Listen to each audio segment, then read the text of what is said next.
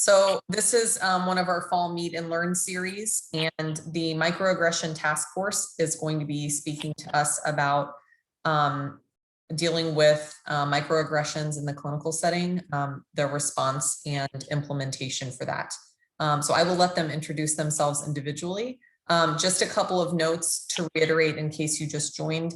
Dr. Sparbell pointed out, we want to have you type your name and your email address in the chat box. That's how we're taking attendance, to make sure that everyone receives the continuing nursing education link.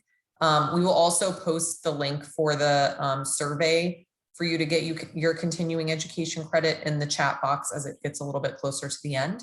And for those of you who are watching this on YouTube after the fact, you can find the link to the survey on the YouTube page and fill out the survey to get continuing ed credit as well. Thanks, Sarah. Sarah, will you be advancing the slides, or are we going to turn it over to each of us, or what's best?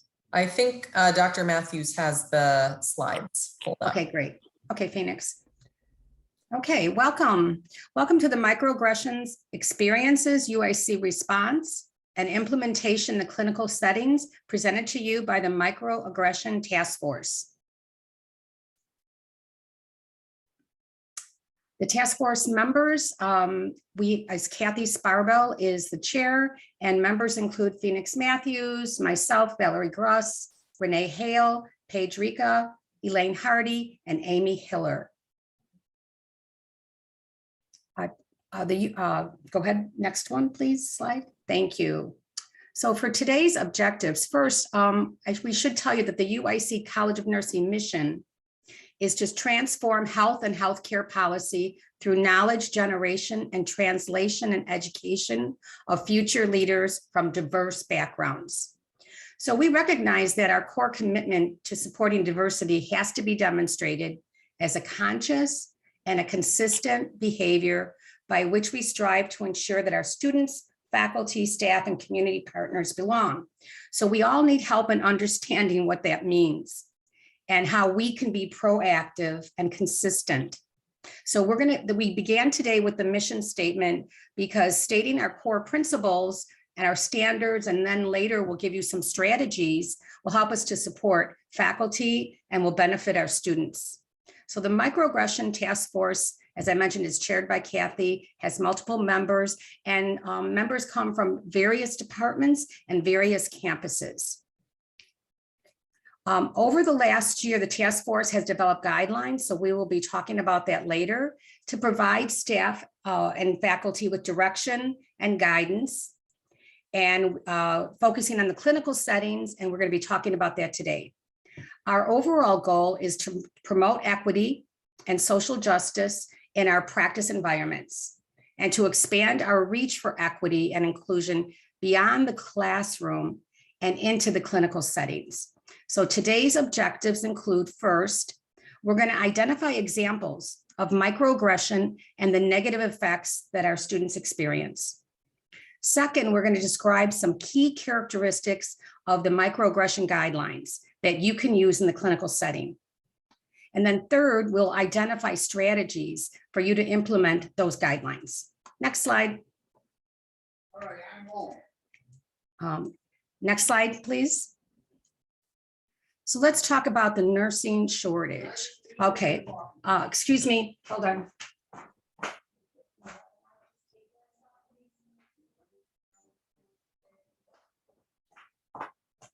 I just had to quiet someone. Okay, so pardon me, nursing shortage workforce. So the US is in the midst of a critical nursing shortage. It's expected to continue through 2030. Currently, there's 3,059,800 registered nurses in the US. We are the largest discipline of licensed healthcare professionals. It's expected that there'll be 1.2 million new registered nurses, which will be needed by 2030. So you can see we're going to fall really short. Now, in Illinois itself, in 2020, there were 157,000 RNs, but our state population is over 12.5 million people. So that comes to only 12 RNs per 1,000 people in Illinois. And just as there's a graying of the general population, there's also a graying of the nursing population. And there was a study done in 2015 pre-COVID that predicted over 1 million RNs will be retiring from the workforce between now and 2030. So we're going to be having that huge shortage by 2030. At the exact same time, we'll be having a lot of millions of nurses retiring. And then in addition to that, to compound it and make it the perfect storm, COVID has created a wave of early retirements among nurses. And with the nursing work shortage, as of February 2021, registered nurses were the 5 most in-demand jobs, according to the LinkedIn in the US. Next slide, please. So nursing workforce development. The Institute of Medicine report, The Future of Nursing, it was released in 2010, and it called for increasing the number of highly trained nurses. Further, the Institute of Medicine indicated that increasing racial and ethnic diversity in healthcare was related to improved access to care for minority patients, increased patient choice and satisfaction, and results in improved educational experiences for students. Next slide, please. The National Academy of Medicine 2020 to 2030 report on the future of nursing, charting a path to equity, also emphasizes that the diverse healthcare needs of our changing population, and it advises that nursing programs expand recruitment of diverse nursing students. So in addition to the shortage of basic trained nurses, the nursing profession lacks diversity. According to a 2013 National Council of State Boards of Nursing, the registered nurse population comprised only 19% minority nurses and 80% white females, whereas minorities represent 37% of the US population at that time, and which has increased. So diverse nurses are very underrepresented. Next slide, please. So why the need to both increase and then diversify our workforce? So we need to look at the changing demographics of the US population. In 2019, the US population was 60.1% white, non-Hispanic, 18.5% Hispanic or Latino, 13.4 Black, African American, and 1.3 American Indian, Alaskan Native, and then 5.9 Asian. The projections tell us that by 2044, the minority population will surpass the majority non-Hispanic white population. And many parts of the country, especially counties in rural Midwest, lack the healthcare services needed to provide culturally appropriate care to these populations. And the diversity of the population is increasing, and we have limitations, and we have a decrease in nurses and healthcare workforce that's trained to address the needs of a diverse population at the same time. Next slide. So if we look at the US population, we can see, as I mentioned, it's becoming more racially and ethnically diverse, while the nursing workforce actually lacks diversity. Research indicates that a nursing workforce that would be culturally and linguistically diverse would promote a more effective healthcare outcomes for our patients. Thus, there is a critical need now for the preparation of more nurses and more diverse nurses to meet the increasing diverse patient population. Next slide, please. I wanted to give you some examples of some persistent immoral health and inequities that's happening. The first case, this is inhumane. This is a case where a elderly gentleman was discharged from the hospital and found on the sidewalk because Medicare stopped paying for care. So this story is tragic story is about a 68-year-old Black man who was discharged from a Georgia hospital because Medicare had stopped paying coverage. He had been in the hospital for 35 days for treatment, and he was cleared as, quote, fit to leave by 2 doctors. And when the hospital was notified that Medicare would no longer pay for care, The security staff dressed him, escorted him off the premises and onto the sidewalk outside of the ED. He was unable to get up or to ambulate. So someone noticed him and called 911. The police arrived. He still had his medical tubes attached, including a catheter. And he also by that time had a fever, and they suspected he had become septic. So they did readmit him to the hospital. But this is an example of inhumane treatment. The second case is one that I'm familiar with, and I've talked about before, that was in the Washington Post, but it really hits home because this is an incident that happened right here in Chicago in a suburb in Niles, Illinois. Ms. Weitzel, rather, according to her lawsuit, she says that she was, let's see how old she was. I believe she was in her 70s. Her partner had died, and she was admitted to an assisted living facility in Niles, Illinois. Once the other residents learned that she was lesbian, she was spat upon, called homophobic slurs, derogatory nicknames, and she was even physically attacked. The administration didn't make any attempts to put a stop to the abuse, and instead, they actually retaliated against her. Okay, what they did was they banned her from the lobby of the facility. They accused her of smoking in her room, which she wasn't. They made fun of her. This is the nursing staff. They made fun of her for not having visitors during Christmas. You know, her partner had died prior to her admission, and they gave her this terrible seat in the dining room, and then they stopped cleaning her room for a period of time. Finally, she contacted the Fair Housing Department and had to file a lawsuit against the facility, and she was successful. But I wanted to talk about this because I do use this in an aging education that I do. So again, this is inhumane, immoral health inequities that exist today. Next slide, please. There are numerous other examples of inequities. And as you can see from some of the topics here, mortality rates for Black babies is cut dramatically when Black doctors care for them after birth. What we can learn from how a doctor's race can affect Black newborns' survival, and then the physician-patient racial concordance and disparities in birthing mortality for newborns. So there's a lot of many examples of inequities. So this tells us that there is really a critical need for the preparation of more diverse nurses and more culturally sensitive nurses that can meet the increasing diverse population of patients that we have. Next slide, please.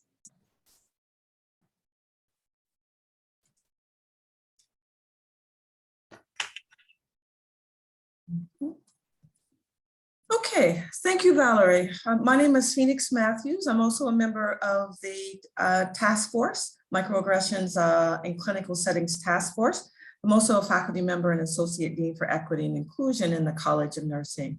Thank you, Valerie, for giving us an overview and introduction to the issues, especially as we are in a central position to be able to contribute to the mission of the AACN in terms of both increasing the size as well as the diversity of nursing, the nursing workforce in the country.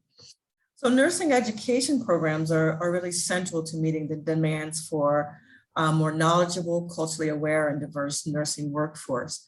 Here at University of Illinois, we have, the college has 5 satellite locations across the state. And we recognize the overall impact that can be made on terms of increasing access and appropriate care to the citizens of Illinois. You know, we talk about nurses from diverse backgrounds, but we also want to keep in mind that what we're referring to is not just race, ethnicity, but diversity in terms of gender, sexual orientation, gender identity, religious beliefs, rural experiences, and immigrant experiences as well. So those are, we're becoming an increasingly diverse country along a number of different dimensions. So it's critically important that we think about the ways in which we can both recruit and retain and successfully place in the healthcare systems nurses that will be better able to meet the entire diversity of our patients. So here at UIC, we have one of the top rated universities in the country as it relates to cultural diversity of the student body. Each year when the reports come out, we're always in the top 5 in terms of overall diversity. In fact, University of Illinois at Chicago, here at UIC, we are a minority serving university for 2 separate groups, for Latinx or Latino populations and for Asian Americans. So when an institution has more than 20% of underrepresented minorities in any given category, then they can obtain designation for a minority serving university, which we have achieved. So the college, the students in the College of Nursing roughly reflect the overall diversity of the student body that we see at UIC. But unlike the East Campus that has much more diverse faculty body, the West Campus, the health sciences as a whole really do lack that same type of diversity. And in students, not only nurses, but for nursing, but also the health sciences in general, join a learning environment, an educational environment that is best characterized as being a predominantly white institution. So that's we would seem like that would be an ironic thing to say or inappropriate thing to say given our the overall diversity of our student body, but really is when we're talking about a predominantly white institution, we can either be talking about the student body itself or the faculty who are in the leadership positions. And in here, even though we have a very diverse student population, West Campus or health sciences are best characterized as predominantly white institutions. So for our students of a diverse background, we know that the social client is really central to creating an optimal learning environment.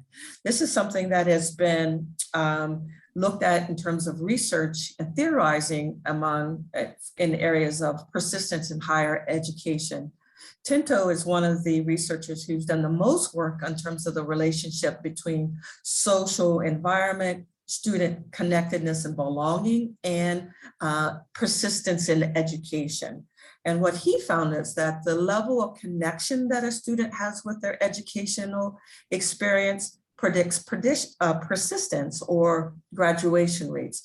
And this was true regardless of whether they were first generation, higher education, their SES background, their racial ethnic background. So one of the strongest predictors was this sense of connection with the institution. Given that, there has been very little attention has been paid to the social climate as a key factor associated with student retention and student success. A lot of time we focus on more academic endpoints, making sure that the students have come in with enough science preparation and have the appropriate study and work skills to be able to handle a rigorous environment. Those things are vitally important, but one of the barriers that has received far less attention is students' feelings of lack of safety due to climate issues, disengagement, and then their correlation with those feelings and higher dropout rates. So as we think about diversifying and increasing and diversifying our student body, the social environment or other non-academic sort of indicators are also important. Well, let's talk about an example of one type of factor that contributes to the social climate for individuals from diverse background. One of which we've focused a lot more attention on the last 5 years has been experiences with microaggressions. Microaggressions themselves have been recognizing as negatively impacting the educational and social environments from students from diverse background. And as I will describe to you a little bit later, having a very meaningful negative impact on their mental health, well-being, and their completion of their education. So let's start off with microaggressions. Microaggressions. Well, they give us a framework for understanding interactions that are driven by bias, but may be very ambiguous to the onlookers or the person who experienced the microaggression. So microaggressions are what's referred to as brief and commonplace daily verbal, behavioral, or environmental indignities. And this part is important, whether they are intentional or unintentional, they create a hostile or negative background or social environment or climate for individuals. Now, individuals from all different types of backgrounds can experience microaggressions, but their occurrences are higher among traditionally culturally marginalized groups such as African Americans, LGBT, and persons with disabilities. Microaggressions have been categorized by Stanley Sue and to constitute three different categories. So the overall categories are microaggressions, and within those you have three different categories. The first is micro assaults. These are what we are closest to what we call overt discriminatory actions or comments or behaviors. So these are explicit actions that are primarily verbal or nonverbal, but are meant to intentionally hurt the person. So we have name calling, we have avoidant behavior or purposely discriminatory actions, such as following people in stores, people of color in stores, getting up and moving if a person of color sits down next to them, okay? So, and or having very overt messages, such as what's the comments on this t-shirt that are meant to send a very specific message to individuals from marginalized backgrounds. So that's micro assaults, the most overtly discriminatory.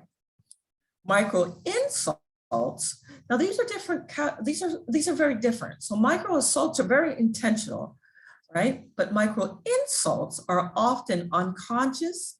But they are a reflection of implicit bias. So again, it's informed by racism or other forms of bias that degrades one's social background through rudeness and insensitivity. So these are very subtle acts that can convey contempt and disregard for that someone. So in many cases, it's even hard for the perpetrator to be fully sort of certain of the individual's intention. So that's what something that is, and I've talked about it in this way as well. It's really crazy making because you're like, well, what did that feels really bad, that feels really hurtful, but what did they mean by that? And was it intentional? And oftentimes, if you bring it to the person's awareness, they will deny it vehemently. Oh, you know, you're being insensitive. That's not what I mean. Or if you relay the experience to someone else, there's like, oh, I know so-and-so. I'm certain, and that's not what they meant. It just was an unfortunate choice of words. Okay, so again, it's each of these things. So like for the example here, you know, this person, African-American male, getting comments like, oh, well, you're not like the rest of them, you know, meaning you're good, but all the rest of Black males are criminal or to be feared or avoided. So even though these comments might seem micro, they're not micro in terms of the overall impact that they have. And again, just like a death by 1,000 paper cuts, it becomes very harmful and detrimental over time. The final one is micro invalidations. these are comments and behaviors that deny the experiences of marginalized groups. So let me read these examples here to give you a good sense of what I'm talking about.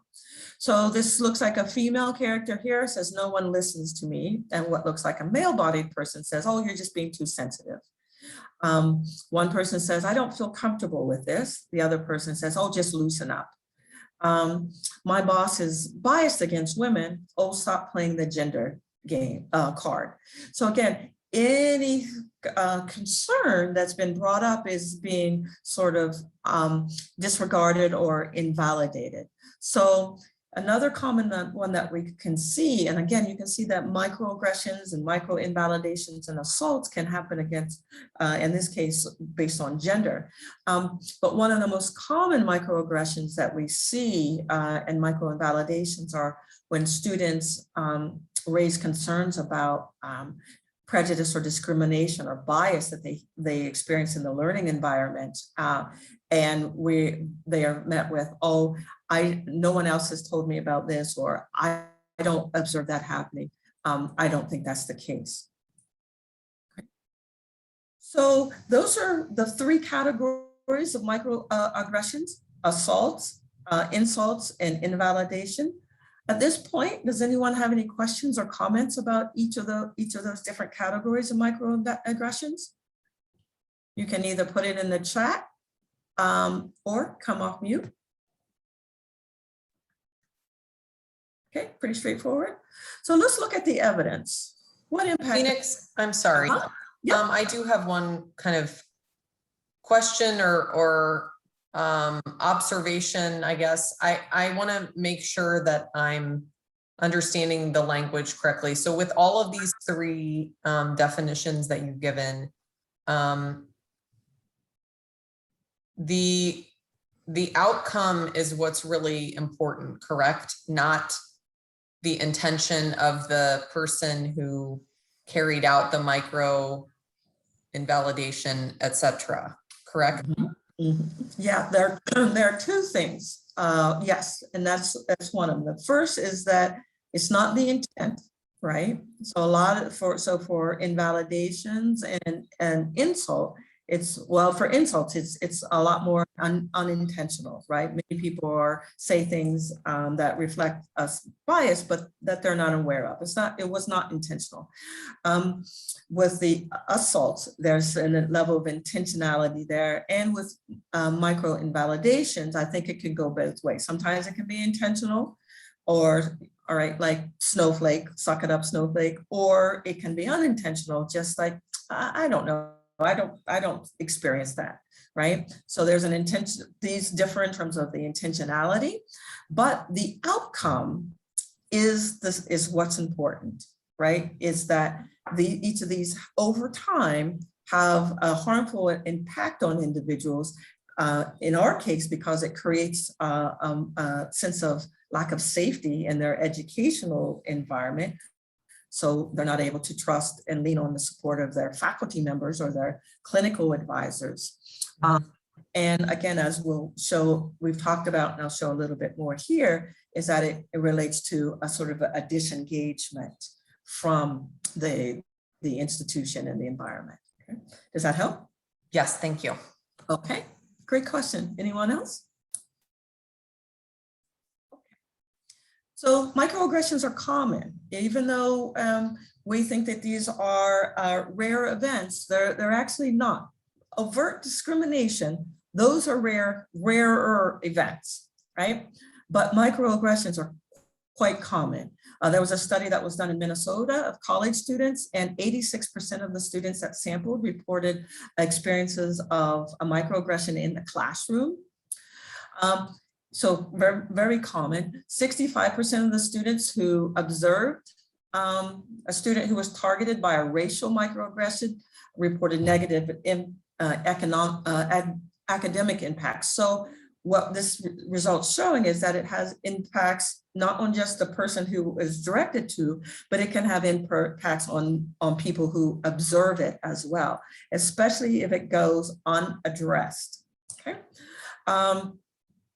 So 73% said it had negative effects on their psychological and emotional well-being. Of all the students that had reported experiencing microaggression, students of color were significantly more negatively impacted than white students. And my hypothesis about that is that it's the frequency of events that matters here. So all individuals are obviously negatively impacted by microaggressions, but it's the frequency of their occurrence and the expectation that they will experience instances of bias in environments that can further compound the negative impacts. All right, and then finally, when students reported negative microaggressions, again, that were not adequately addressed, that it made them feel less close and safe with both their classmates and their professors. So in situations in which there are numerous bystanders and no one speaks up or supports the student in responding, that again sends a message about the safety and security of their safety and allyship from their classmates as well.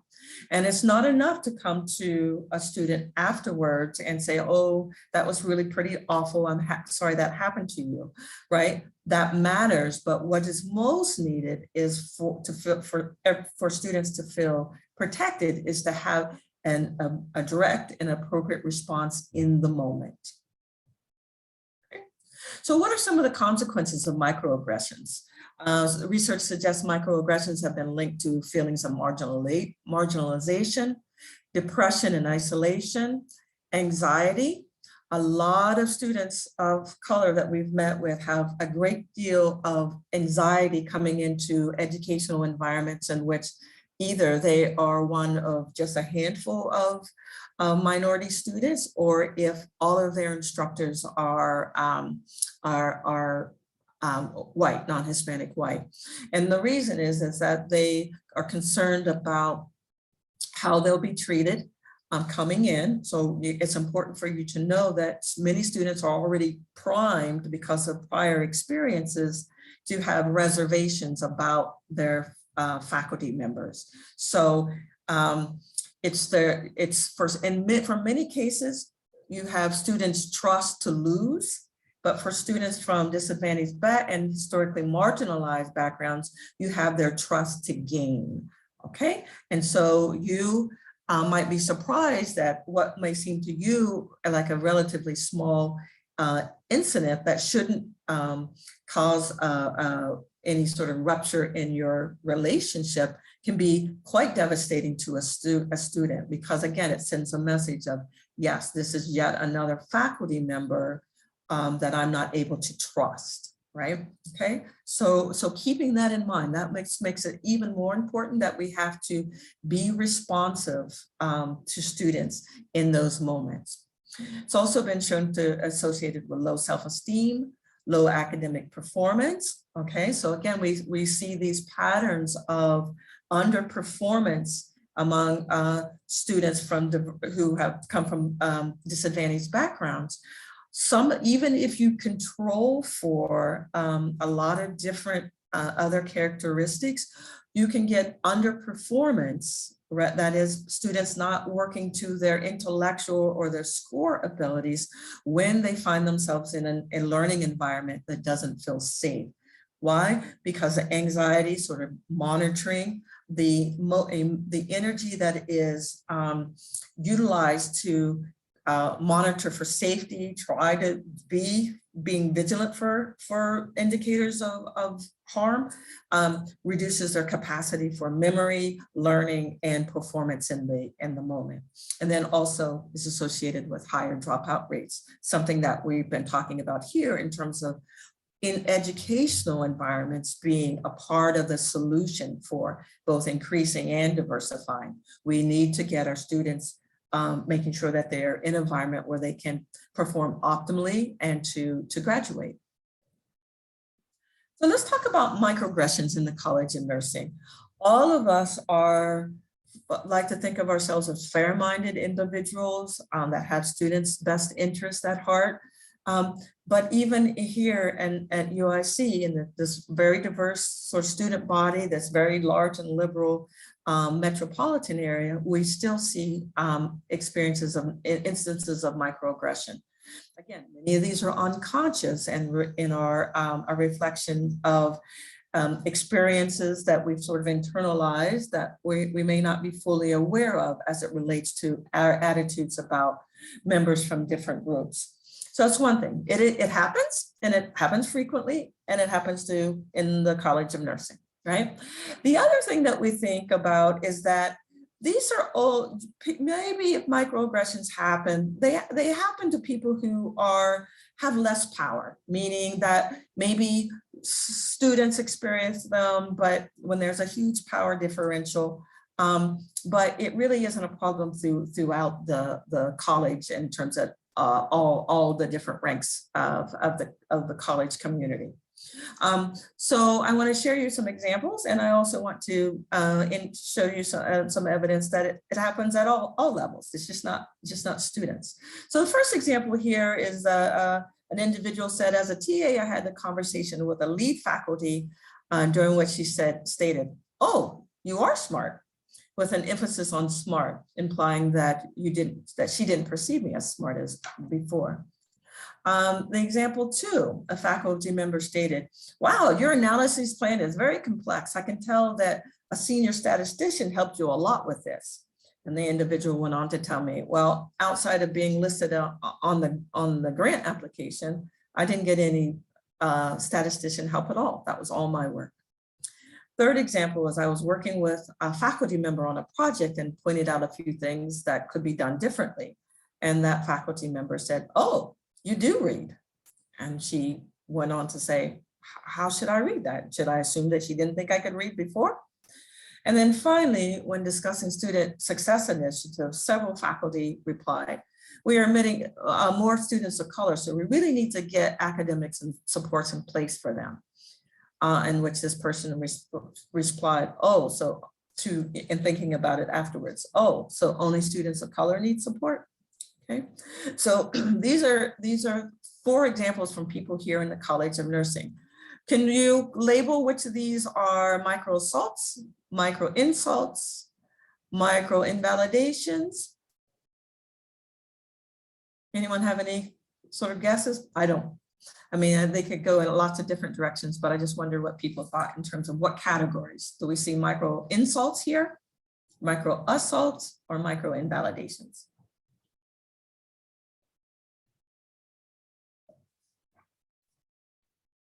Would example 2 be a micro invalidation? So I'll say more about it. Invalidation in the sense of? That they thought they received more help than the work that they actually did. So invalidating their skill sets, right? Or their competency. Okay. Anyone else?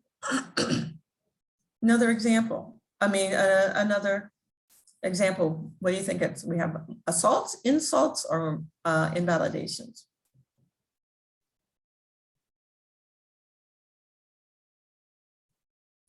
I see a lot of micro insults, right? So these were probably individuals who would be mortified, right? If I thought they had done something, said something like this, and they probably didn't mean it in the ways in which it came out, right? But again, the impact is still there. So commonplace. The other thing I want to point out is that it doesn't matter who you are. Right? It's not just students that experience microaggressions. It also occurs across individuals with various levels of experience and leadership position. So the first one was Alicia Hart, who obtained her PhD from here. The second was Ariel Smith, who's did a postdoctoral fellowship and now is junior faculty. The third was Sharice Smith, who's been a long time director of the Urban Health Program. And then the last one is myself. I experienced this one very, very frequently. Right. Comments, questions? All right. So Let's switch gears now and take this conversation into the clinical environment, right? And think about it in terms of the clinical environment as a learning environment in ways, and then also how we need to ensure student safety. So Valerie?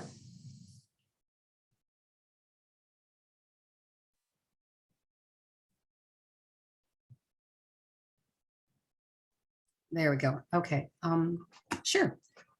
So clinical environments, they are complex, and nurses are required to make decisions, high stress situations, which impact the lives of others.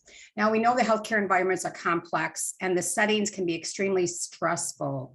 Lots of reasons: high patient morbidity and mortality, quick admissions, discharge cycles, patients staying fewer days, being more unstable, navigating many ethical issues, traumatic situations, high stakes decision-making, and even challenging day-to-day routines. So today, post-COVID or almost post-COVID, healthcare environments are very, very complex.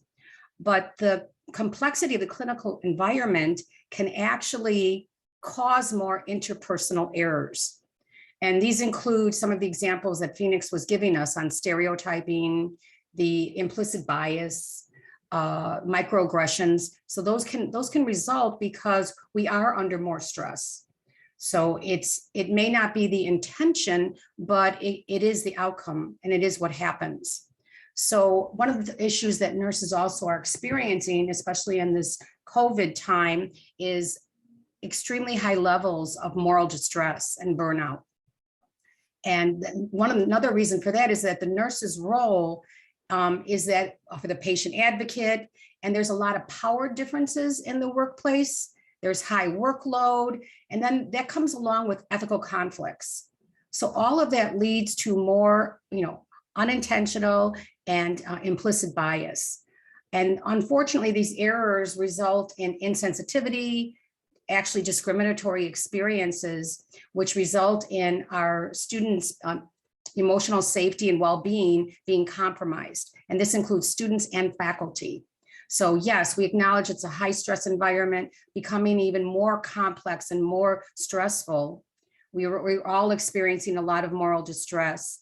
And what happens is there is an increase in these interpersonal errors. Next slide, please. So bias in the nursing workforce is nurses of color are speaking out. And we know that the lack of nursing workforce diversity actually fosters more cultural bias, and it actually increases the barriers to socio-emotional support in the workplace. So lack of the diversity makes things worse. COVID has actually shined a glaring light on the intersection of health and social inequities, and in particular for nurses of color, which is good, so that nurses of color are speaking out more, which is good, which is great, bringing attention to the matter. Thank you. So microaggressions in the practice setting. So when we talk about microaggressions in the practice setting, and we talked earlier that yes, we need to address microaggressions in the academic setting, but we also in the clinical practice setting, it can occur anywhere. It can actually occur on the clinical floor, the clinical facility, but also in the classroom, but it can also occur in the clinical didactic setting. So we need to be prepared. These microaggressions can and do occur everywhere. They occur in the classroom, they occur in clinical practice, and even in clinical didactic settings. So when we talk about clinical practice, who are these microaggressions occurring between? It can be the healthcare workers against patients. It can be the attending physicians against trainees. Some of the hierarchies that we really are trying to break down, it hasn't happened completely, so we do see some of that. It could be between colleagues. It could even be among interprofessional teams. We need to be collaborative in our interprofessional teams where the collaboration is equal, but that's not always what happens. It could also be a preceptor against one of our students, or a clinical instructor against a student.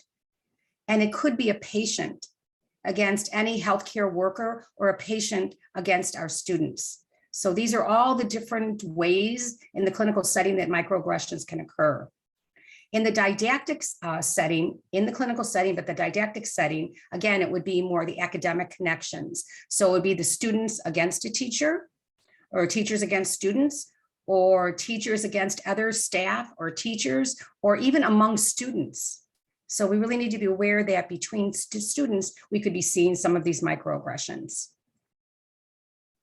Here are some great clinical examples of microaggressions, and these are quotes and actually some examples. So the first one, it was documented that 24-year-old homosexual male with HIV presents to the hospital with pneumonia. The description used was linked to his sexuality. They linked his sexuality to his diagnosis, which is not necessary. If they were doing a sexual history, it needs to be descriptive, but when you're just giving an introduction to the case, it shouldn't be included. The next one, no, I will not see Mrs. Smith for her back pain. She is 92 and probably does not even know what is going on because she's so old. This was when someone was receiving a refusal for a consult based on the patient's age. So this is ageism. Ageism exists. It's one of the last accepted prejudices, and it happens all the time. And we see it among lots of clinicians where people are treated differently just based on age. And in this case, they refused to do a consult because she was 92. The next one is 34-year-old frequent flyer and polysubstance abuser presents to the ED. So this comment and description was used when referring to a homeless patient with a substance use disorder. And again, the term frequent flyer is derogatory, and the same with the polysubstance abuser. Next one, do you have a family member who can be present for this conversation in case you don't understand what I'm saying? This was addressed to a person in a wheelchair based on an assumption that they may have cognitive disabilities. And again, for persons with disabilities, a person in a wheelchair may have a physical disability, but certainly we would not assume they have a cognitive disability. And again, this is prejudicial. Next comment, I don't want a Black or white or Latina or Asian nurse. And this comment would come from a patient. And this is inappropriate and unacceptable. I want a nurse practitioner who speaks better English, is from a patient. Again, it's unacceptable. How old are you? You look too young to be a good nurse. And this is, again, ageism. This is another example of ageism. And a lot of my training and education when I work with students in a geriatric scholarship program, I talk a lot about using the term non-adherence and non-compliance. And it's really preferred when we have, in particular, older adults, and they are not able to be adherent with our care plan. We have to be very mindful that we're not documenting that someone is non-compliant. And it's really important that if someone hasn't taken their medication, that instead of just documenting that this person is non-compliant, it should be documented that the person is non-adherent because they live in a pharmacy desert and aren't able to access a pharmacy. Or we had an example of a patient that the copay was $5 for every medication, but because he needed 5 medications, it was $25 a month, and he was unable to pay that. So that should be documented as non-adherent due to lack of resources, financial resources.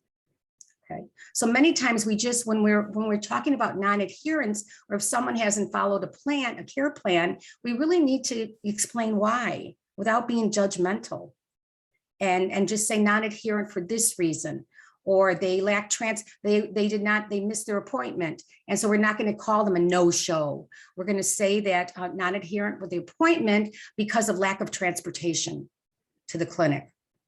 So again, and when you're documenting this, I explain to students that this gives the information and presents it to the next clinician or the next person that reads your document, that they may continue that type of documentation. They may have a better understanding of who the person is and what their needs are. So it's really important what we do and how we document. Next slide, please. Sarah, did you have a hand up for a new question, or is that left over? Yes, I was gonna just add, we're still trying to,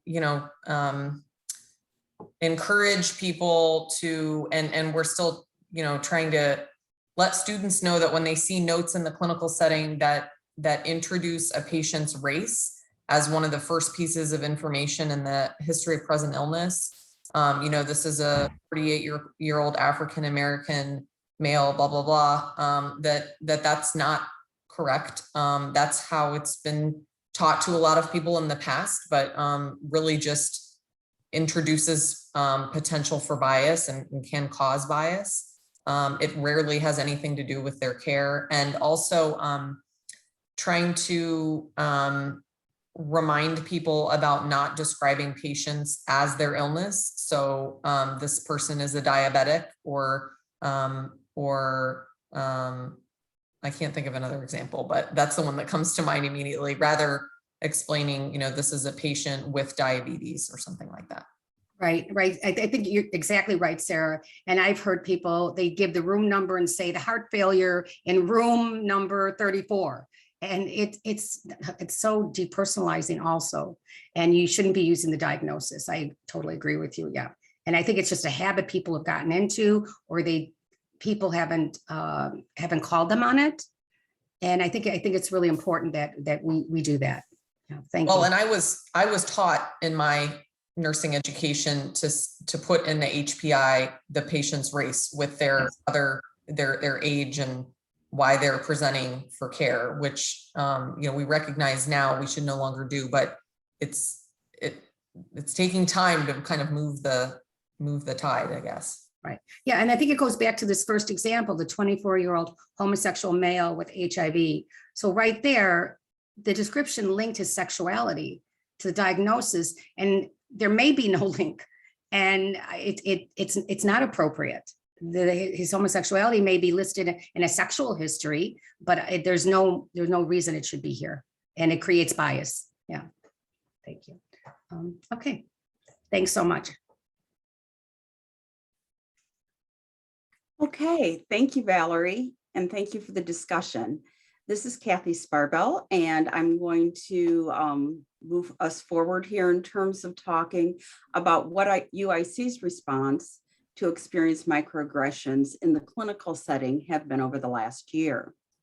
As you may remember or may know, we have had some initial guideline development that was first brought forward in summer of 2020.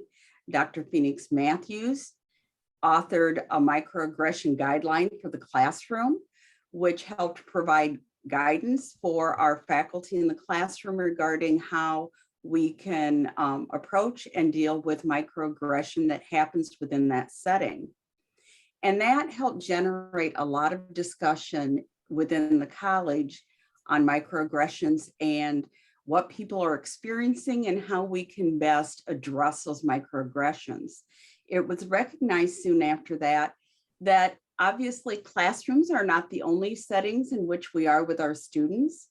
And while classrooms may be a setting in which essentially faculty, we have a higher degree of control on what goes on, that, as noted earlier, clinical settings are much more complex. We are not, as faculty, the only ones in those clinical settings with our students. There are also patients, there are also preceptors, there are also other health professionals, there may be visitors, there may be families. So there is a complexity that goes far beyond what we have in the classroom, which often seems complex enough. So there was a task force created, of which you've been introduced to the members, in November 2020, with the purpose of that to help give some guidance to our clinical faculty and also our practice partners regarding addressing microaggressions in the clinical setting. And so between November and the end of March of 2021, this group met and did a lot of discussion. You will see in the guidelines that much of the background that we've been talking about today is incorporated in those guidelines. And we came up with guidelines that gave this background material as well as strategies of where we could go and what kind of guidance to give to clinical faculty as well as our practice partners. And that was presented to Faculty Executive Committee in April of this year and introduced to the college faculty at a general faculty meeting also in April as coming attraction, something for you to be have some initial familiarity with. And then we presented it in a little more detail at the faculty retreat in August of this year, with the plan to do ongoing faculty development, of which we did an initial faculty development session in September. And today is a continuation of that effort. So just to highlight what is in the microaggression in the clinical setting guideline, we started out our first page, and that is really looking at kind of a reflection of our mission, who we are as a college, what we believe. And we talked about that we are here to educate our future leaders from diverse backgrounds. As you recognize from earlier in this presentation, who we are as a profession of nursing, what we look like, is markedly different from the population as a whole and the population we serve. And we look at ourselves as leaders to help lift up the profession and to bring those future leaders from diverse backgrounds into the nursing profession so that we can do a better job of being able to adequately care for the people that we serve. And so we noted that as a college, we're committed to inclusivity. We are the ones that are advocating for equity and social justice. And as part of our mission, we want to increase that equity and that inclusion in clinical education, and also to be educating and training with the ultimate goal of contributing to the diversification of the nursing task force. And so in creating these guidelines, it was to provide direction, guidance, and strategies for the clinical faculty who are working most closely with our students, for our practice partners, and also for students to help promote that equity and social justice in our practice environments. So through our clinical guideline document, we describe many of the things that you've heard today. We described who is it that is experiencing microaggressions. And of course, it can be anyone experiencing microaggressions. They can be experienced by any social group or identity. And as you've heard today, that includes such things as race, socioeconomic status, gender, sexuality, nationality, citizenship, or religion, including older adults, those with mental health diagnosis, or any variation in abilities. So it's not restricted to any one identifiable group. It can happen to anyone. We talk in great detail, of which you've heard much of that content today, in terms of what microaggressions are, including the micro insults, micro assaults, and micro invalidations, and why those aggressions occur, both in terms of explicit bias and implicit bias, and how we can recognize those or how they might present in the clinical setting. And you've heard a lot of examples of that in addition, as well as recognizing that while they can be experienced by anyone, in particular, it can be compounded when you have power differentials within a clinical setting.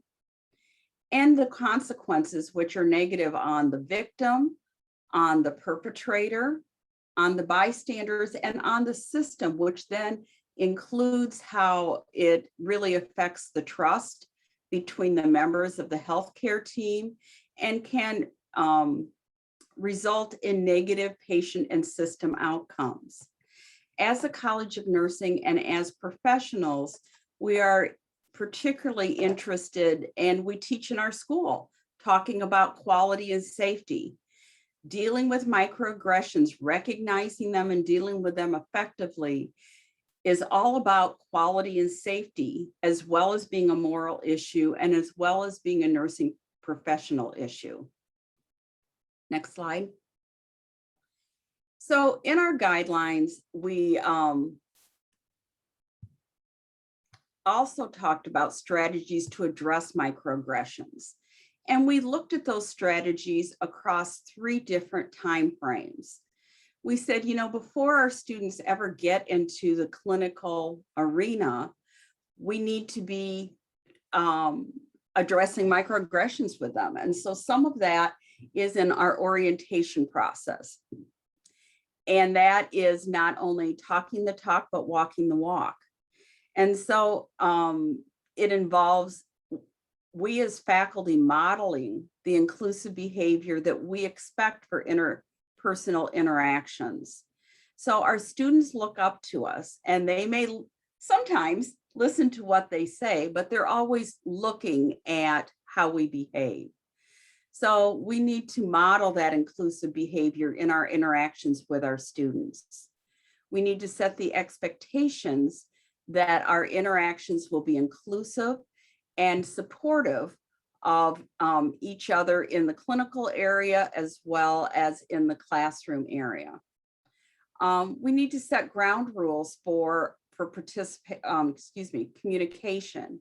And some of those, for instance, would include things like confidentiality, shared responsibility for including all voices in the conversation, listening respectively to each other, understanding, for instance, that our words can have effects on other people in the room, as well as building on classmates' comments, acknowledging them, even if you disagree with them, and knowing that you don't necessarily have to agree with everyone, but you can disagree respectfully. Challenging ideas if you don't agree with people rather than challenging the person, rather than making it a personal disagreement. And speaking your discomfort if that is happening, as well as reaching out to faculty, advisors, peers for immediate, confidential, and safe support. So those are perhaps some of the clinical orientation ground rules for communication that we outlined in the guideline document. Also, prior to clinical orientation, strategies may include getting to know your students holistically, not labeling your students, having very transparent and explicit language when we recognize behaviors or recognize verbiage that may be uncomfortable, to be able to name and validate those, and also to help provide strategies for our students. Included in the guidelines are strategies at time of aggression that we can help work with students on in the clinical setting. Now, there can be other strategies that we can bring into updates of the document, but the ones that we focused on for our original guideline document include the stop, talk, enroll strategy. And as you see here, the stop part of it is helping students to hit pause, or as an instructor, hitting pause on an interaction and assessing what's happening in the situation. Then talking, addressing what just happened or diffusing the situation until a safer time to address it. And after the experience, helping the student to process the experience and getting additional support as needed. Post-aggression, as a faculty, to help refer the student to supportive resources within the university, or even listening to the student process after the aggression. And if something is persistent or severe, also looking into reporting mechanisms as indicated. Next slide. One of the things that we particularly wanted to be able to talk with people about today, and is included in the guidelines, is we encourage faculty to work at implementation of these guidelines with clinical partners, to communicate the UIC mission and policies, basically our belief system of what we believe as a college, to be able to share our policy statement in their dialogue with our clinical partners. And some of that is listed here, and that's part of the guidelines. Also to be collaborating with the clinical setting personnel to facilitate a safe and nurturing learning environment. We recognize there may be things that as clinical faculty, they aren't sure what to deal with that may happen in a clinical setting. And so in the guidelines, we note to be consulting with people at the College of Nursing, whether that be the clinical coordinator, specialty director, academic program director, or the associate dean, if there are situations that either have questions or are unresolved and concerns, that may mean that we need to have a more formalized approach or collaboration or discussion with the clinical site. And also recognizing that clinical sites may have their own guidelines, and that we encourage guidelines that are similar or collaborative with the guidelines that we are introducing in the College of Nursing. However, we recognize as a task force that we've just started this journey, and so the work continues. And we are, throughout this semester, we've started creating a faculty toolbox of microaggression resources and we'll make that available to the faculty as we get more resources in there. That's kind of an ongoing thing. We are trying to do some sustained faculty development, and so we'll have more faculty development over in the spring semester, in addition to what we've been starting this fall semester. We've been gathering language to standardize in the syllabus, and we'll be doing continued curriculum development work, particularly as we look to do kind of major curriculum revision that will be starting this coming summer. We also are starting to talk about how we can develop college infrastructure to help make this sustainable on an ongoing basis. And one of the things that we wanted to talk with you about in terms of co-creating today is really how we can do that collaboration. And if you can hit that again, that collaboration with our clinical partners, because as a College of Nursing, we don't exist in a vacuum. We exist within this larger environment. And this is an area that is, that implementation plan is really somewhat underdeveloped in terms of our messaging and our collaboration with our clinical partners. And so that is something that we thought some additional feedback from our college colleagues would be particularly valuable. And so we wanted to take a little bit of time today to start co-creating the future, co-creating what our implementation plan would be as we look at putting this more into college session practice settings. And Phoenix, why don't we just show all of these now so that everybody can see the types of questions that as a task force we have been asking and that we would like some feedback regarding. We had three main areas that we thought would be particularly valuable to have ongoing feedback from all of you as our colleagues. Some of that involved communication and distribution as far as collaborating with our clinical partners. How do we get this message out? Who does it need to go to? How can we develop that ongoing communication and updating, as well as how can we best work with our practice partners for developmental opportunities? Where do we start? How do we make that sustainable? And as we see this as a continuous quality improvement activity, what should our priorities be? What can be sustained? What's achievable? What's measurable? And how would we evaluate that? So you can see there's lots of questions here. And we actually have about 15 to 20 minutes left in our discussion today. And so we wanted to bring these to you. And we don't have to start with anyone in particular, but I would be interested, and I think our whole group would be interested in which of these questions speak to you or you have an idea about that you would like to give some feedback regarding. So I'd like to really open this up for discussion and for feedback for our task force as we are moving ahead.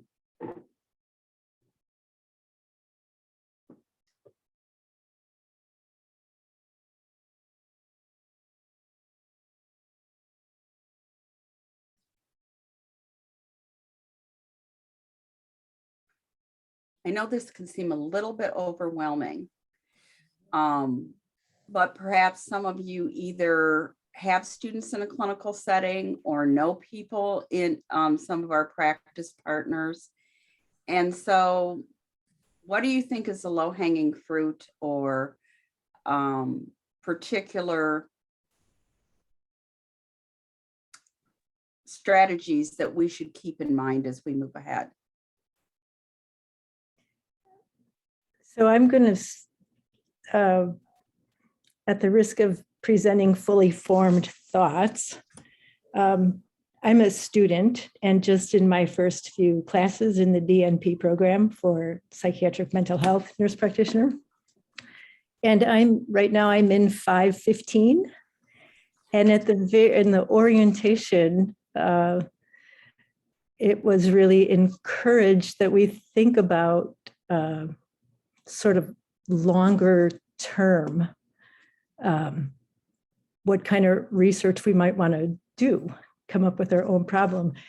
And this is a huge effort that you've done.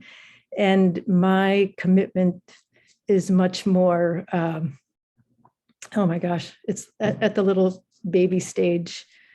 But it occurs to me that not only does this just present my topic, some aspect of it, but I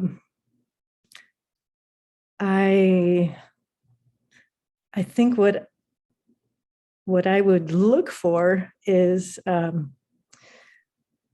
other staff or faculty to, plant this seed in us, as well as maybe encourage or be willing to be a resource or, a mentor or something, with the recognition that look at all the effort that you've put in. People are putting in the effort and still there's so much we need to learn. So I think you bring some really good thoughts to the table, and especially as being someone early in the DNP program. So much of this, that when you're talking 515, you're looking at how you can make either patient level or system level change. And this would be huge system level change and on an ongoing basis. And perhaps one of the strategies we could think about using is having kind of an ongoing series of DNP projects that help to implement those changes, because it's not going to be a one and done.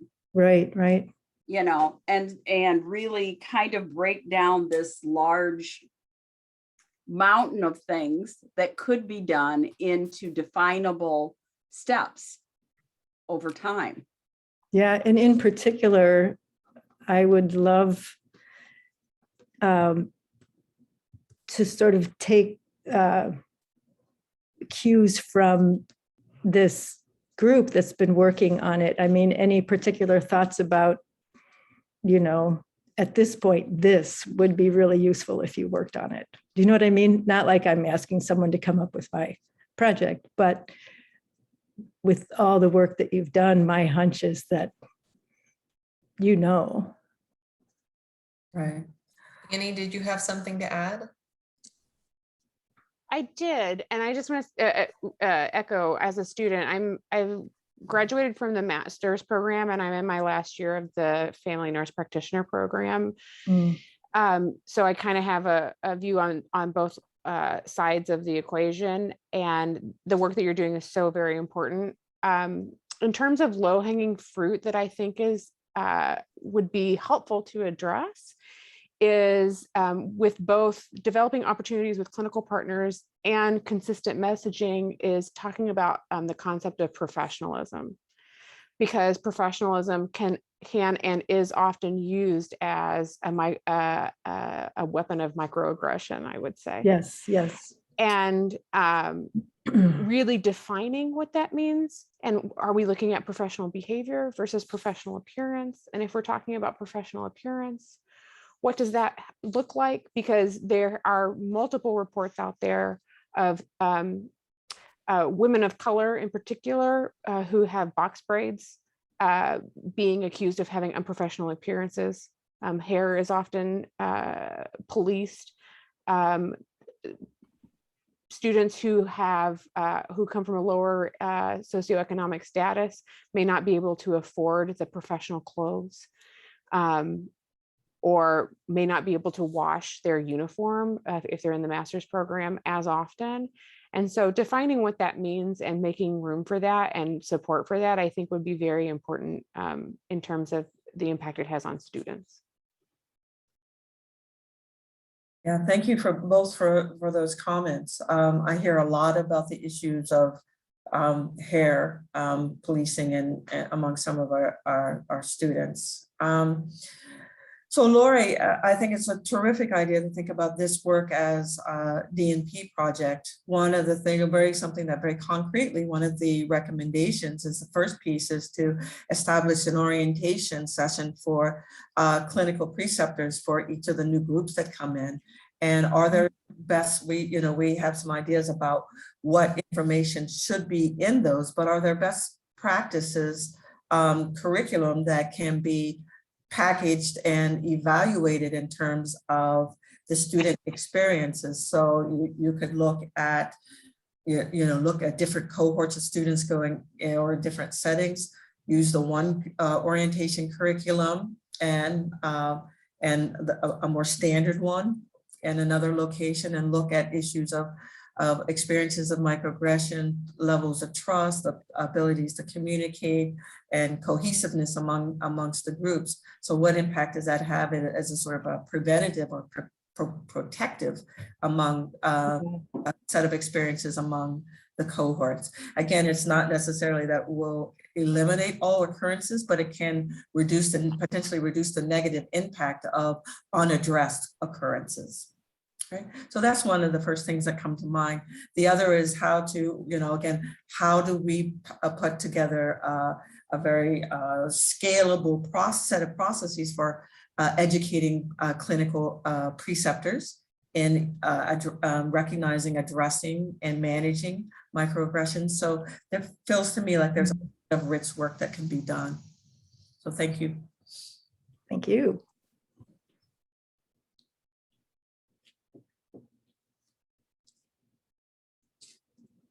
I did put in, and I hope you'll be able to link it in it, but I did put in the chat a link to the Microaggression Guidelines. And again, we anticipate as we learn more and expand our efforts that, they'll be updated and revised, but that's a link to the guidelines that we had developed this past spring, which actually gives a lot of the information that you have in the presentation also.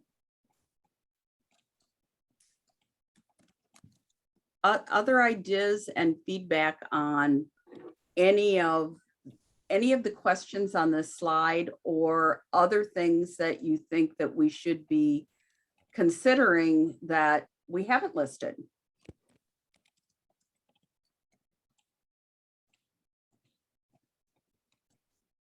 One of the things that I have questions about, and it's because I'm not in the clinical practice setting, what would be the best way of getting all the preceptors to engage in this continuing education, using this as a sort of foundational continuing education for all the preceptors who are working with our students? Anyone work in that arena and have any ideas about that?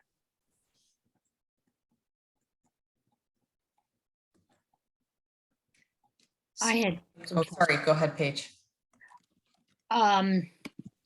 I keep thinking about in different clinical settings, different types of cultures that I've seen in different hospitals. And so it struck me when Kathy was talking about, using a systems approach, that we'd have to get buy-in from key stakeholders. So those that are,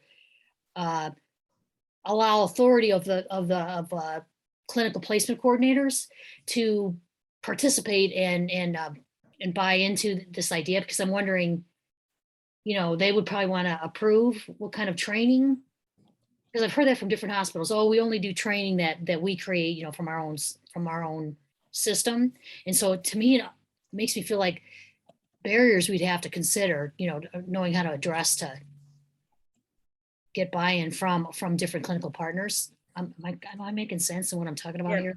Paige, that makes a lot of sense. And particularly if we're looking at some of this from, say, a DNP implementation project perspective, it's not going to be effective if the clinical site doesn't also see this as an express need, because it's not as if we can implement a sustained change in a clinical setting if that's not what the clinical setting wants. So that would be one of the first things, is in terms of partnering with clinical settings that saw this as a positive system change, within their environment. Yes, yeah, because I'm thinking about certain clinical settings where they are really by the book and what their rules are, and so would they, how we would approach them seems like it could be a little delicate in saying, Well, and of course, it's not like anything is going to be universal everywhere. It's what relationships do we have, and where can we start, and start planting the seed and kind of move forth from there. Another comment I had on something I think Phoenix said is in terms of what would be a carrot to get to our preceptors. And I believe in May of 22, when we need in Illinois to renew our licenses, I believe there is a requirement that you need to have an hour of microaggression training. Oh, nice.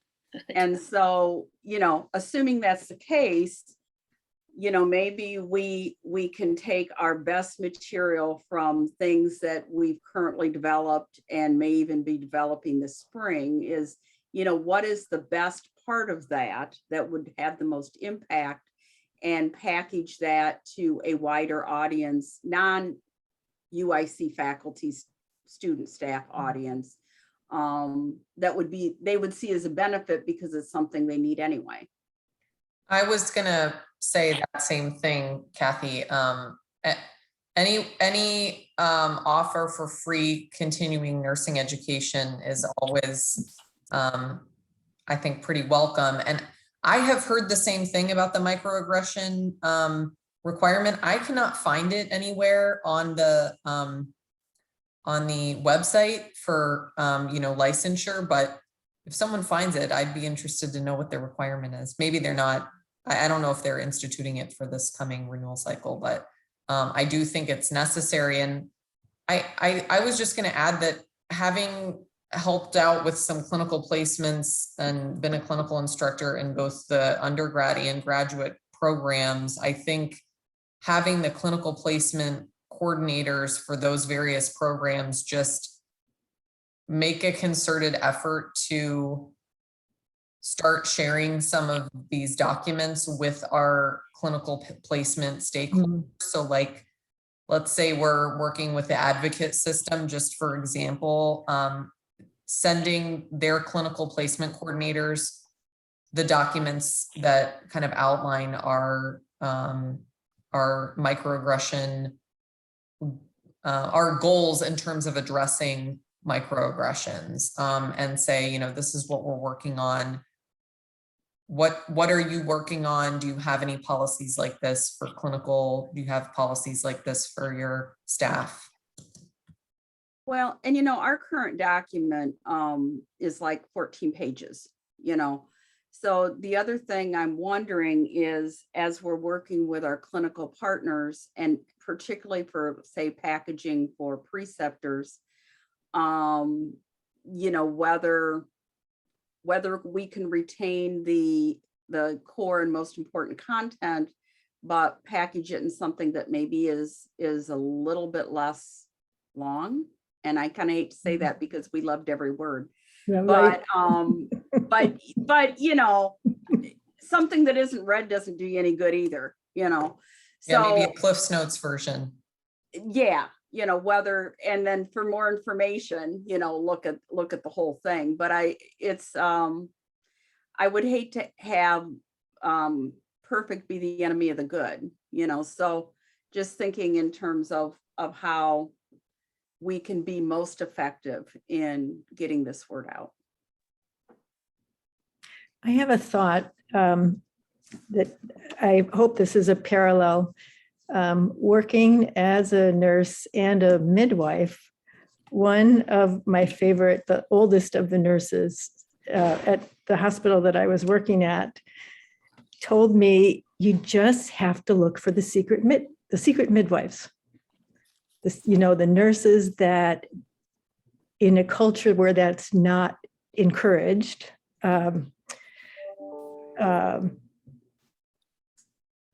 that they're out there, and it's perhaps easier if someone wishes they had that kind of change and feels like they're a little too vulnerable to do it or spearhead it, or, you know, even just bring it up, that in the course of setting up clinical sites and preceptors, that could be a way in. I guess I'm thinking there are people that want this even more than we do at their clinical sites. And so people who could kind of help partner or facilitate if given the appropriate materials. Well, and even that it would be our role, you know, to help support and facilitate, and maybe because of the structure that you've created, you know, that it's real, has credibility.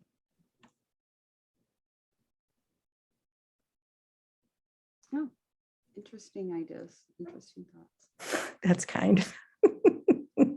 No, it gives a lot to think about. Well, I know we're getting kind of close to the end of our time. Last thoughts, or Phoenix, do you have some thoughts you'd like to share? not in particular, other than really appreciate your willingness to join us, especially we're working very hard to engage the clinical faculty in this work, because you are the ones who are in the best positions to make impact, both in terms of shaping the experiences of our students, but also the larger system level impact on the clinical settings that we engage with. So thank you so much for your willingness. And, you know, we look forward to continued engagements with all of you as we move forward. So thank you. And we look forward to seeing you at the next Meet and Learn. Appreciate it. Thank you. Thank you for this incredible Yes, amount of Lori, work. it's really great to meet you. I put your email down because you have some interesting ideas, and kind of what you were speaking about was, you know, finding champions, you know, in systems. We just have to think about the power bases, you know, like who are the decision makers too. So how can we help support those champions? But, you know, some great thoughts. Thank you. Yeah, thanks, Paige. Don't forget to fill out the survey to get your continuing nursing education. Okay. And you do see that in the chat. So It's in the chat. Either click on it or copy it if you're going to do it a little later. Okay. Thanks Thanks again for all to of the this. Microaggressions Task Force. Whoop, whoop. Thank you. Thank you. Thanks, everyone. Bye-bye. Bye-bye. You stop the recording.